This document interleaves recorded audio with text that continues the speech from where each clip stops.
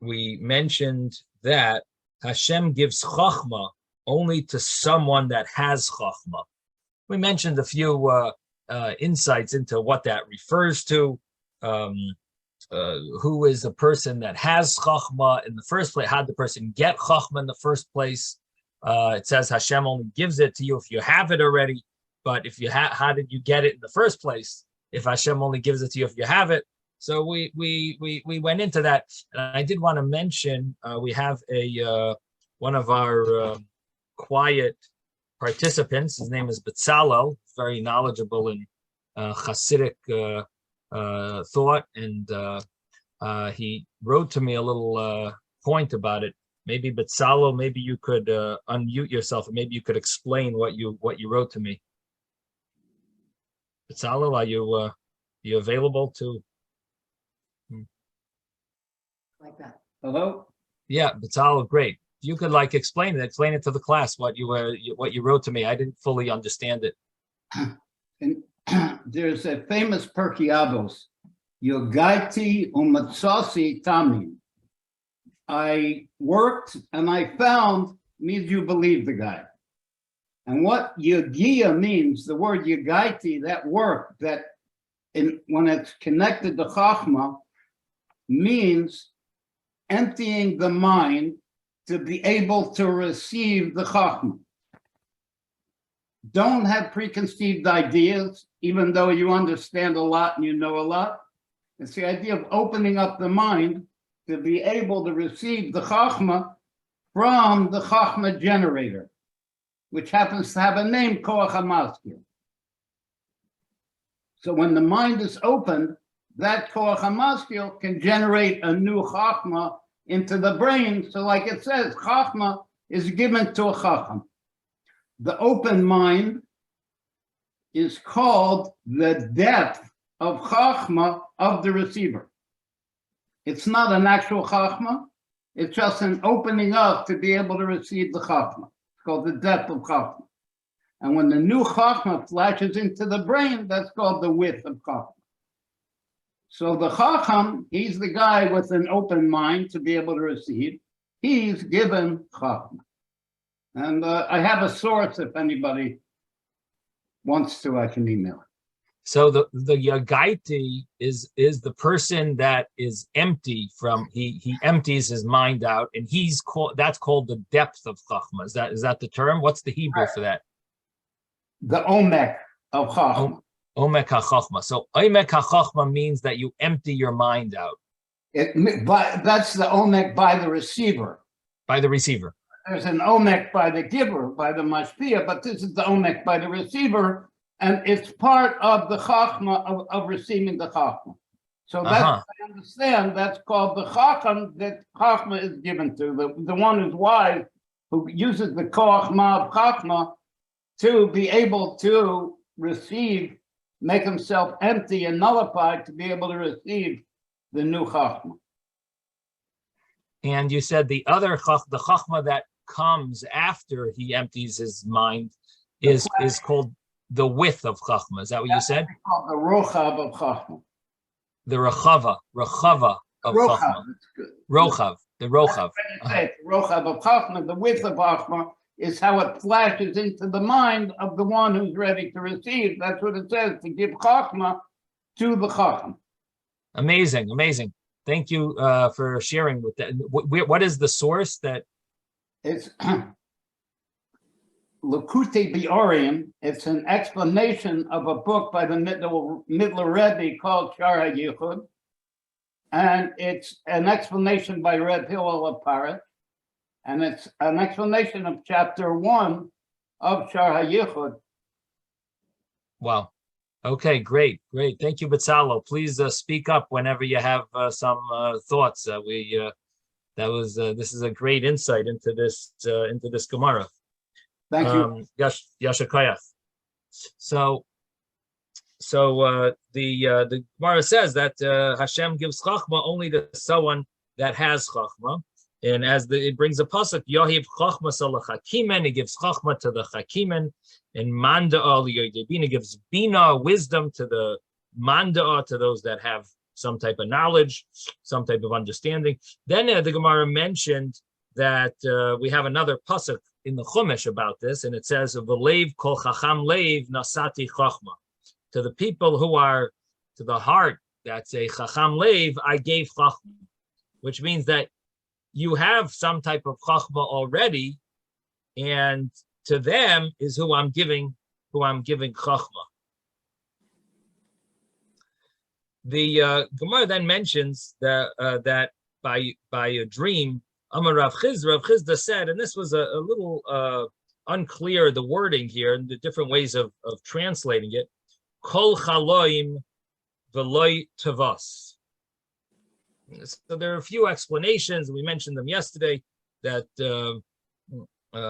about a dream that you're not fasting. Either if a person is fasting, then his dream doesn't have any meaning because he's fasting because he's under distress. So his dream is not really a real dream. It's a dream based on the distress that he's in. That was one of the explanations. Another explanation is a dream. You shouldn't see a dream as bad if you see yourself fasting in the dream.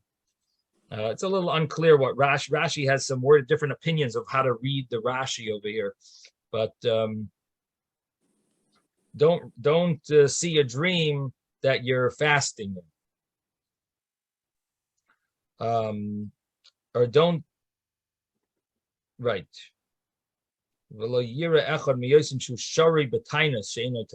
Anyway, there's a few explanations. Another shot is have any dream, but don't have a dream that you will need to fast, that you would need to fast for. In other words, like a bad dream. Okay, then the Gemara mentions that if you don't interpret a dream, it's like a letter that was never opened.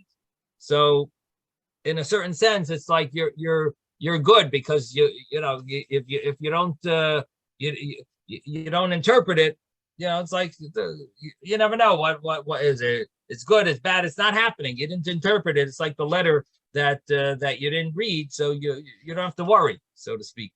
But then the Gemara mentions that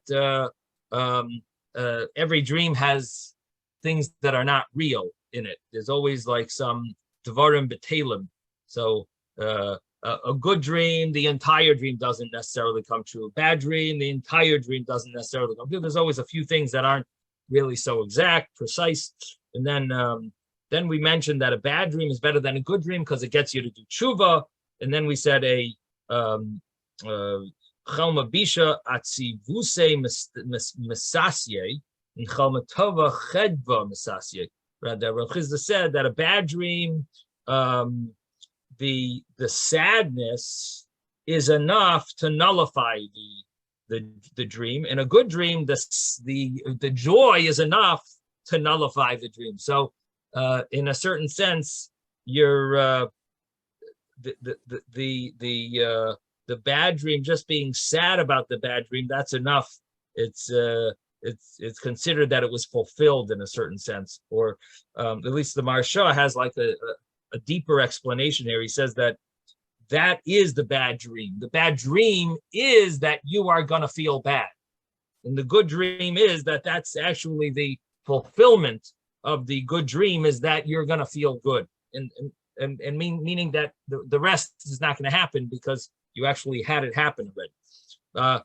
This is the interpretation of the dream. Anyway, the Gemara continues and says, Rabbi Yosef says, even for me, the happiness is mevatel, nullifies the so even a good dream for me, the happiness it nullifies the dream. And Rashi mentions over here that what he means to say is that he's blind. Rabbi Yosef was blind, so he doesn't have so much enjoyment in materialistic things because he's blind. But he says, even for me, that little joy that I have, that's enough to nullify the dream. And then Rav Chizda mentioned that a bad dream is more painful than lashes, because the person is more worried, fears it. It's like a emotional stress versus physical stress. And he brings a pasuk that refers to a bad dream that causes a person fear. And then the Gemara mentions that that a dream is similar to well, it's really a similar point that we've been mentioning, that that there's no dream that doesn't have dvarim b'telim. It has things that aren't that aren't real in them, and that is that just like a grain, you can't have grain without chaff. So the same thing is you can't have a dream without dvarim b'telim. Then the Gemara says that even if you have even a dream, even though some of it comes true, all of it doesn't come true. And we learn that from Yosef, because the story that the dream of Yosef, everyone came and bowed down, but except that his mother didn't come and bow down, and therefore it's there are dvarim b'telim, because his mother was not alive. And so ultimately you see from there that it's as ein chaloim b'li dvarim b'telim. There's always going to be some things that aren't exact. Now the Gemara then says Reb Levi, and we turn to page 55b, and we said that Reb Levi says forever a person should hope for a good dream to come true up to 22 years. And he learns it from Yosef, because Yosef had these dreams about he's going to become great, people are going to bow down to him, and it actually took 22 years. Now, what is interesting is that some dreams take longer than 22 years. So what does the Gemara mean that you wait up to 22 years? So first of all, what is the number 22? How do we, like, why is it that it took 20? What is connected? Why is 22 connected to a dream? So first of all, there is a sefer that mentions, called Nezer HaKodesh. It mentions that an interesting idea that every year is connected to one of the 22 letters of the Hebrew alphabet. And every 22 years, that year corresponds to 22 years earlier. And I should say 23 years earlier, because that letter was in the previous cycle. And every 22 years it repeats itself. So the dream that you had now, it would make sense that it would affect a year that corresponds to that letter of the Hebrew alphabet. That's basically the idea.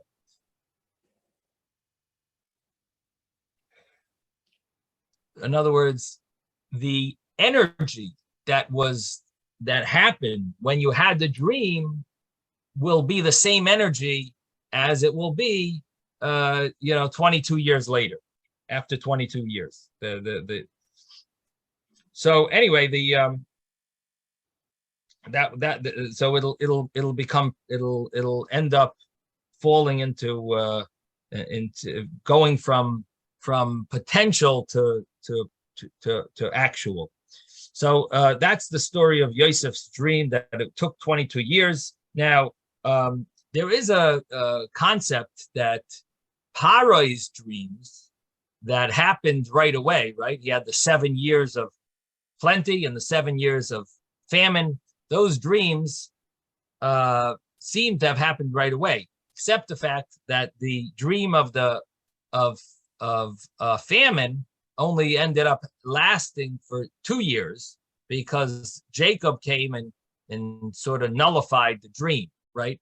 So, but there is a story in Ezekiel where the dreams actually came true. The 7 years of the seven, the dream actually came true hundreds of years later in the time of Ezekiel. So you see that Paro's dreams came true much later than 22 years.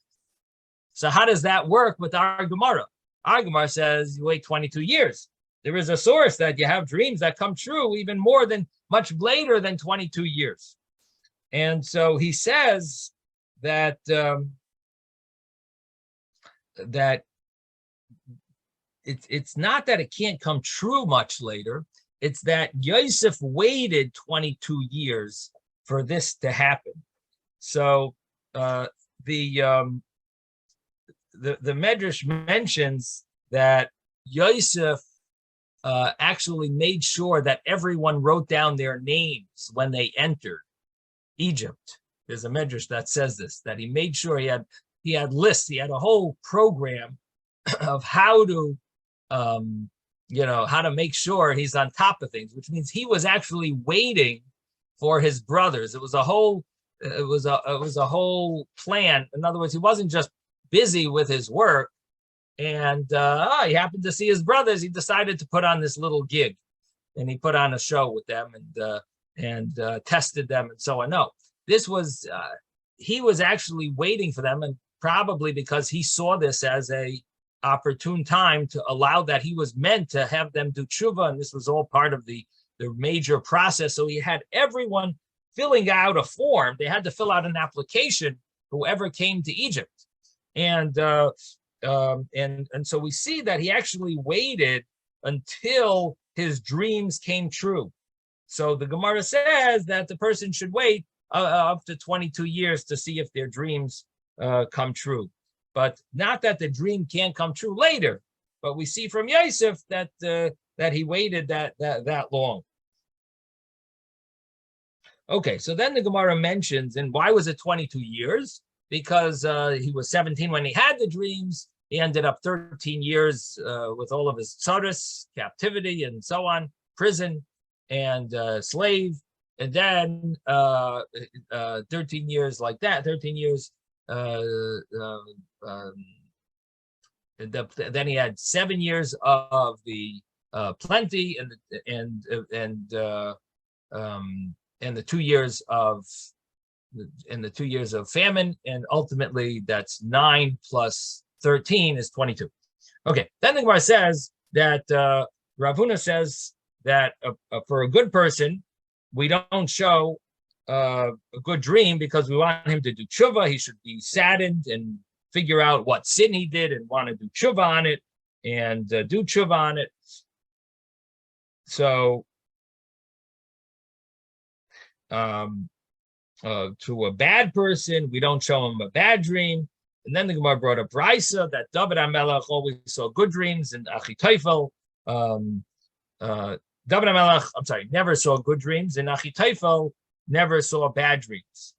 Now, the Gemara says, it asks the question, what do you mean? It says, which means that you won't be overwhelmed and confused and bothered, pained with bad dreams. So how could it be that righteous person is not going to be given a good dream? They're going to have bad dreams. If it says no bad things should come your way, and it refers to dreams. And there's other points that are mentions there as well, that you for a tzaddik, he won't come home, that his wife is a suffix nida, she's possibly impure, and that also won't happen. Anyway, the Gemara says that that what Rav Huna means is that to a good person,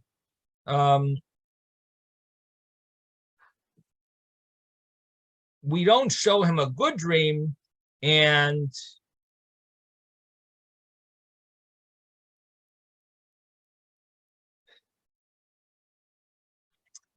but other people will see achrini chazilu. Other people will see a bad dream about him, and they'll tell him. So in other words, he's not going to be bewildered and shaken up from the bad dream because he himself didn't see it, but other people will tell him, so he'll know to do tshuva. In other words, he won't be overwhelmed because he himself didn't see it, but because someone else had such a dream about him, they tell him, so it'll shake him up a little to do tshuva, but it won't make him totally shocked and worried. Now, then the Gemara said that is it good not to have a dream? It says whoever sleeps 7 days without a dream is called evil. Sheva Yolen Bal Yipaked Ra. Person has 7 days without having a dream. So the Gemara says literally it's Saveya Yolen Bal Yipaked Ra. But the Gemara says it means 7. It's Sheva. That 7 days he'll lie down. He won't have a dream. It's considered Ra.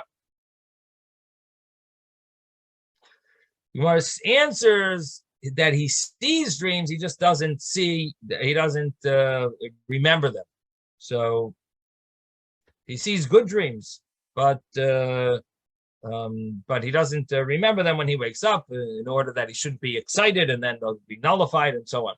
Okay, then the Gemara said that Rabbi, yes, Rabbi, yeah, my connection disconnected twice. Is that just me, or was it everybody?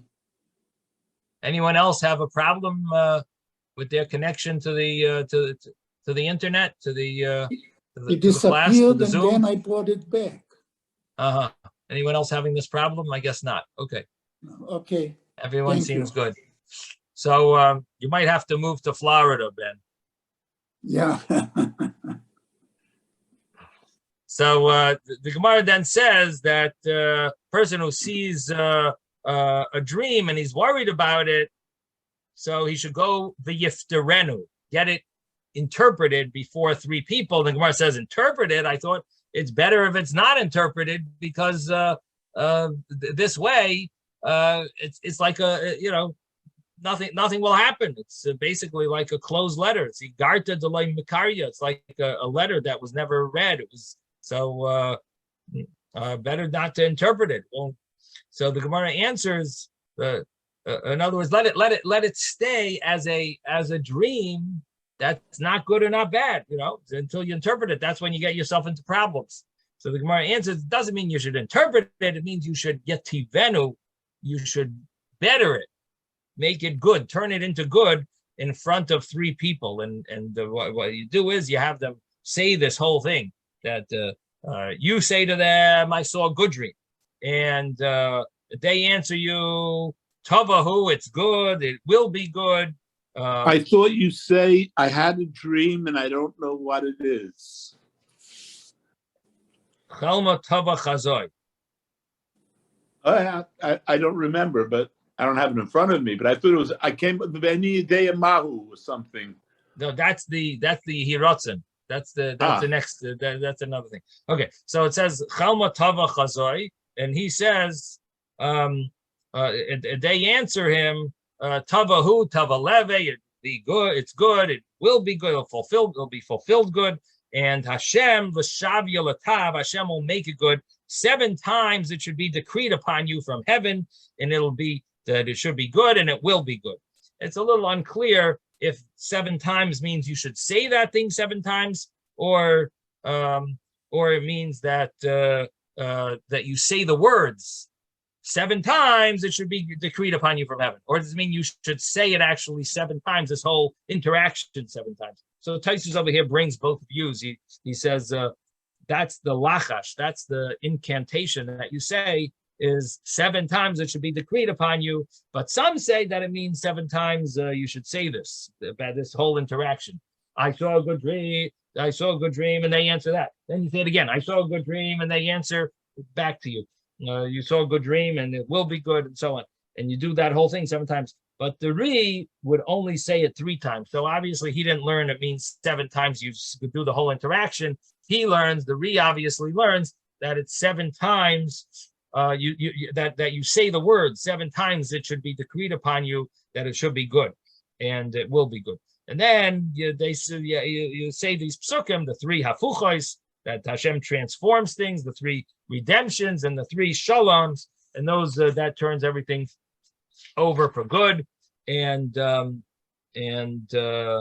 that's and it brings all the psukim, all the verses. Okay, then the next Gemara said that these rabbis were sitting together, and each one said, "Let's say something that we never heard. Let's hear everyone should say something, some insight." So this is where what Isaac was talking about, where so one of them said that a person who saw a dream, he doesn't know if it's good or bad, he should go stand before the Kohanim when they do Brochos Kohanim, and he should say, Rabbeinu Shalom, Ani Shalach, Alamoisi Shalach, Alamti B'nei Mahi. You say this whole prayer that I don't know if this dream is good, and whether I dreamed of myself or other people dreamed about me, or I dreamt about others. If it's good, great, strengthen it. If it's not good, strengthen it like the dreams. If it's good, strengthen it like the dreams of Yosef. If they need healing, heal them like the waters through Moshe Rabbeinu, Miriam from her leprosy, Chesio from his sickness, the waters of Yericho through Elisha, and then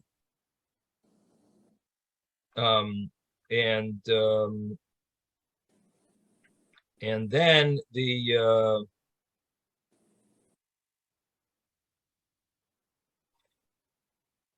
and then you say the same way you transform the dream of the curse of Bilam to Brochos, so you should transform all of our dreams for good. And then you end off with the Kohanim, and they say and then the congregation says Amen. Now the interesting thing I mentioned was that they didn't really hear you saying this prayer. So how is their Amen going on you? So one of the commentaries mentions that what they know that you might be saying this prayer now. So because they know that you're saying the prayer, this is like connected to the previous Gemara, that if you know the bracha that's being said, you could say Amen because you know that bracha. Here also, you know that what that people are saying, this prayer, so you're saying Amen to both. You say Amen, and you have in mind that it's also for the people who are praying about their dreams. Okay, Right. yes, Ben. How many years was Yosef older than his brother Benjamin? Because I know they were born one in Israel and one in Aram Naharaim, right? He was born in Aram Naharaim, and Benjamin was born in Israel. There must have been some years difference, right? Yeah, for sure. Yeah. Okay. For sure. I don't know. I don't know offhand the exact age. Okay. When. But it was years, not just months. Well, let's just think. Yosef was born. They redid the calculation of how he was getting paid, right? How Yaakov was getting paid, and how long did he stay there after Yosef was born?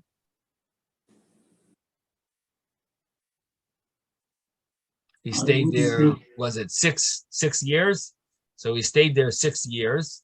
So then he left, and somewhere along the way, his mother died. So that's when she gave birth. So he must have been 6 or 7, or 8, 6, 7, or 8 when Binyamin. So he must have been 6, 7, or 8 years older. Okay. Right? Yeah. Because he was on the way. So on the way, right. Well, I guess it was probably 7. Would make sense to say, but or 6. Yeah, I guess yeah. Anyway, no, 6, 7, or 8. I don't know.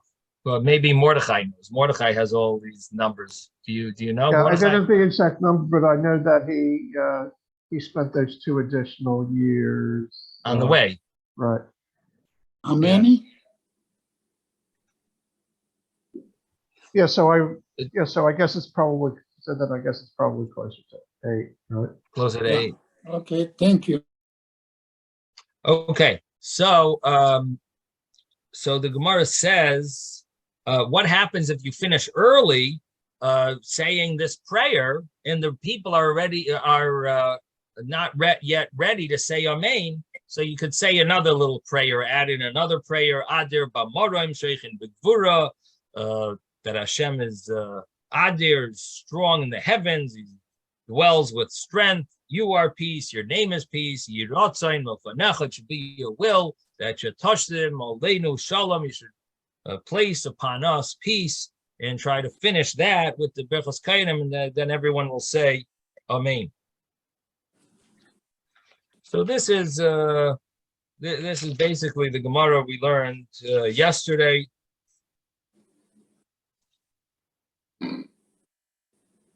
Yosef was born in 2199, and Binyamin was born in 2208.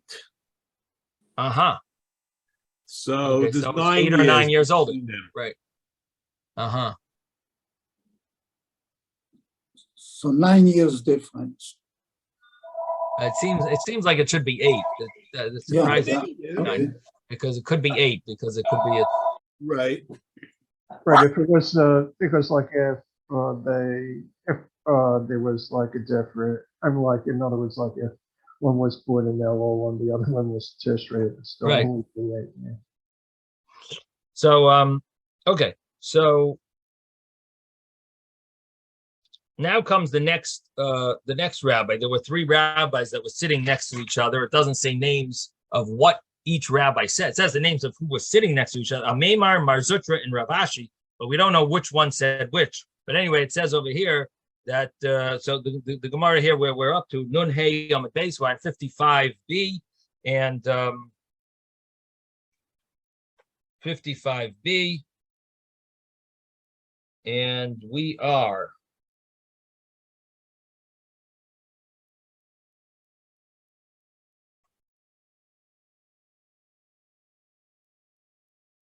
Pasach Idach. It would be like about 25 lines up from the bottom of the page. Pasach Idach. The other rabbi now said his statement that was not well known, and maybe the other rabbis, he thought the other rabbis probably didn't know it, so he shared this insight. Pasach Idach, the other Amoira, the other rabbi, started with his statement. Va'amar, and he said, "Haiman da'ayel lemasa." A person that goes to a city, v'dachil me'ena bisha, is afraid of ayin hara. Linkoit zekif zikva dida diamina. He should take his thumb of his right hand, bida desmala, in his left hand. He should hold it in his left hand. V'zikva dida desmala, and his thumb of his left hand, he should be dadi yamina. He should hold it in his right hand. So he should basically put his thumbs in each other's hands, and hold his thumbs with the opposite hands, and then he should say, "V'lei mahachi," he should say this: "Ana pleni bar pleni, I am so and so, the son of so and so. Mizara de Yosef ka'asina, I come from the children of Yosef." And he says, I come from the Delay Shalta Babe, Ein Abisha, no evil eye affects us. And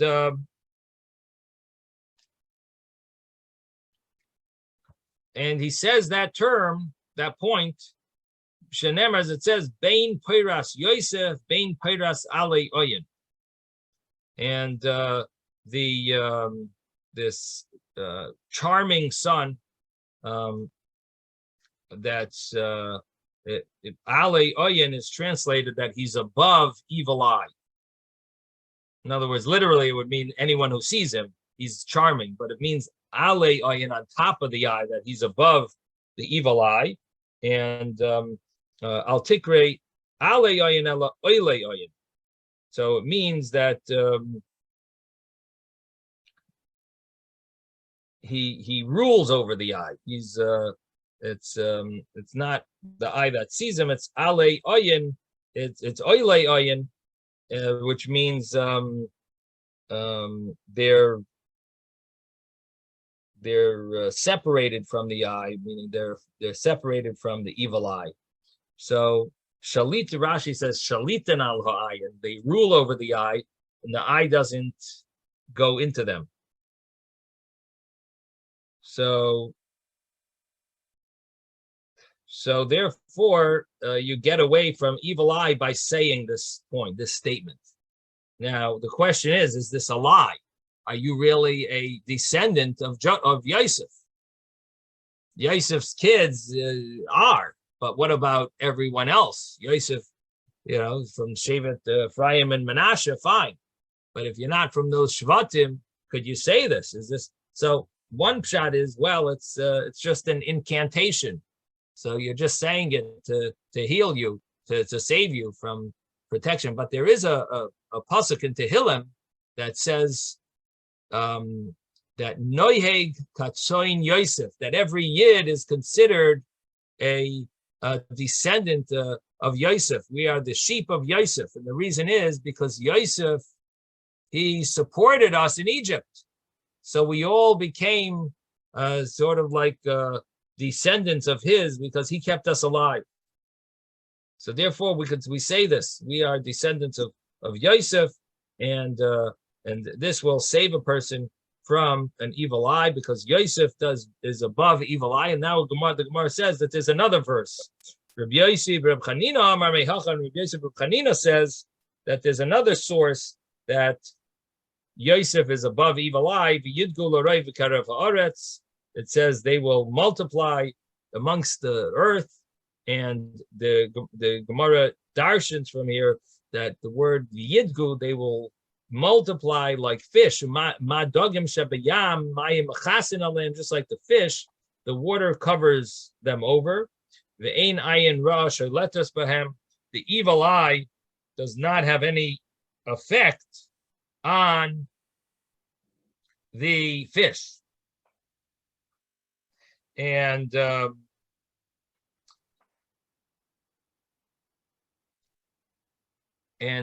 because they're covered over.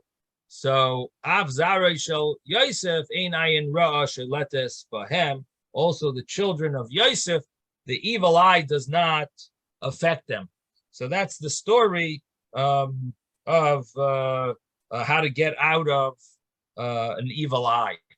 The idachel meyayin bisha delay, and if a person is worried about his own evil eye, lechze atarfa denechiri desmole. He should look at the wall of his left. Tarfa denechire doifen hasmoili. Rashi says the left wall of his nostril. Now I guess that means he's got to look into his nostril and see the left wall of the nostril. I don't know exactly what that would mean. I guess with a mirror, I don't know how you would see the left wall of your nostril, and somehow that helps you from having evil eye. Not sure how that works. Any commentary over there? Anyone see any commentary on this with someone?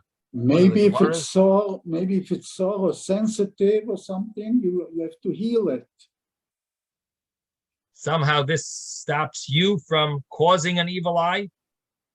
No, it stops you from receiving, I think, an evil eye. The concept of evil eye, the simple understanding is that evil eye affects people who are jealous. If you're jealous of someone else, so then when someone else is jealous of you, they could cause an evil eye. Because let's say, for example, evil eye comes when, let's say, you are showing off your new, your new Lexus. So you're showing it off. So what happens is someone else sees it and says, "Oh, you drive around in this real fancy car, and You don't deserve it. You're like a mean guy. Why do you deserve to have this Lexus or this, I don't know, some other fancy car, Bentley, Rolls Royce. You're driving in your Rolls Royce, and he's like, well, what? You don't deserve that. You're such a net. So he causes there to be a judgment against you because he's jealous of you. And his jealousy causes an evil eye. He sees you, and he's jealous of your Rolls Royce. So the thing is that, But he does Lashon Hora.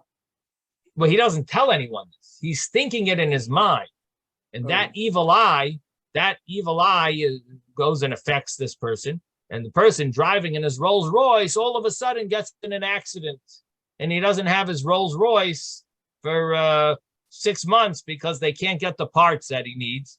And because in heaven, why? Because in heaven they decided, that maybe the guy doesn't really deserve it for 6 months. For sure he shouldn't have it, and so ends up that something bad, the evil eye affects him.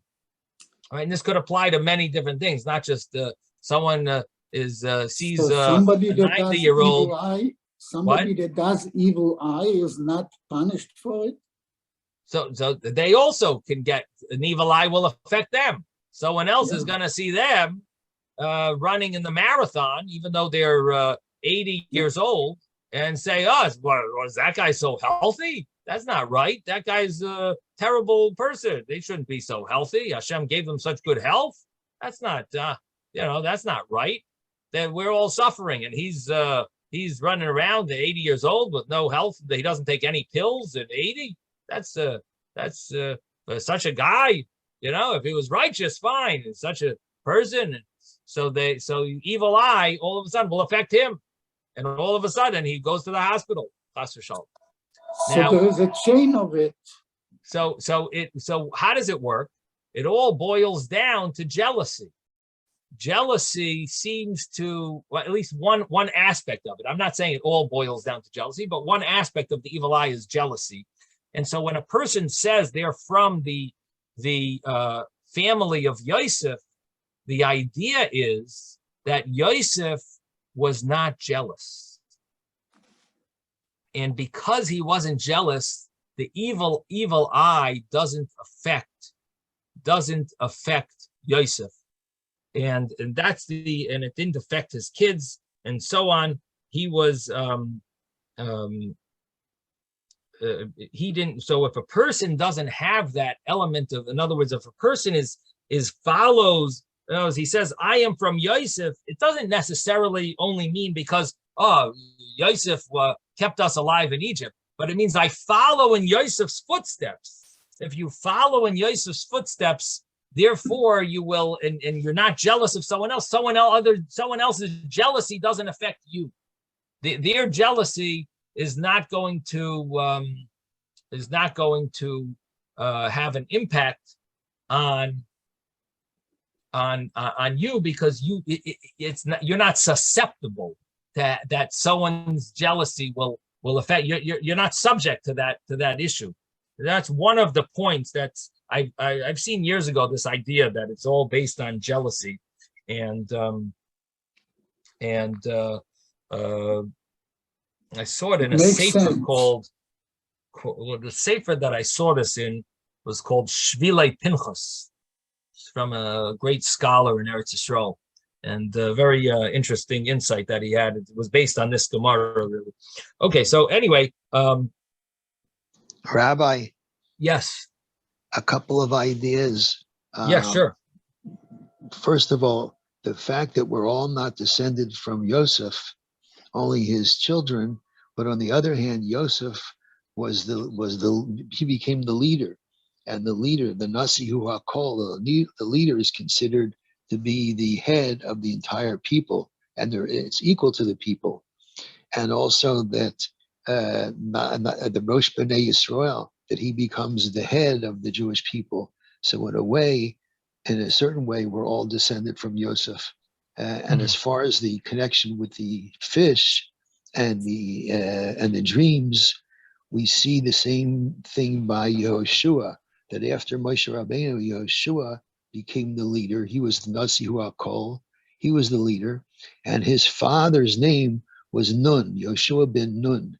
Nun in Aramaic is a fish, and they say that his father was named Nun, fish, because he was such a great tzaddik that, similar to a fish, even his blood was kosher. Normally an animal's blood is never kosher, but by a fish, its blood is kosher because it's able to be protected against the evil eye. Because he was such a great tzaddik, he was kosher through and through, even his blood. So he wasn't affected also because of the bracha from his father's name, from Nun. Does that make sense? I'm a little confused. So how did you start this with Yoshua? Where did that come from? What were you bringing from Yoshua? Well, because Yoshua was a leader similar to Yosef. So Uh-huh. Yosef wasn't affected by the evil eye, similar to a fish, and Yoshua became the leader after Moshe Rabbeinu. So the Nasi who are called the leaders compared to the entire people, and his father was such a great tzaddik that he was kosher through and through, like a fish. That even the fish's blood is not considered not kosher because of Yoshua ben Nun, the son of the fish. Now, did we know anything about Yoshua with evil eye, or you weren't quoting anything about that? Right. I wasn't quoting anything about that. Okay.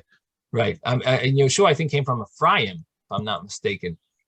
Yeah. Right. Yoshua came, right. So he did come from Ephraim. Yeah. So he anyway wouldn't have an issue of the evil eye, but because that's from Yosef. But also he's representing the entire Jewish people because he's the Rebbe, he's the Rosh Bnei Yisrael. Right. So you're saying it shouldn't be wrong to say, that's a good vart, that it shouldn't be wrong to say that someone is from I am a descendant of Yosef, because spiritually we are all we are all descendants of Yosef because he was the leader.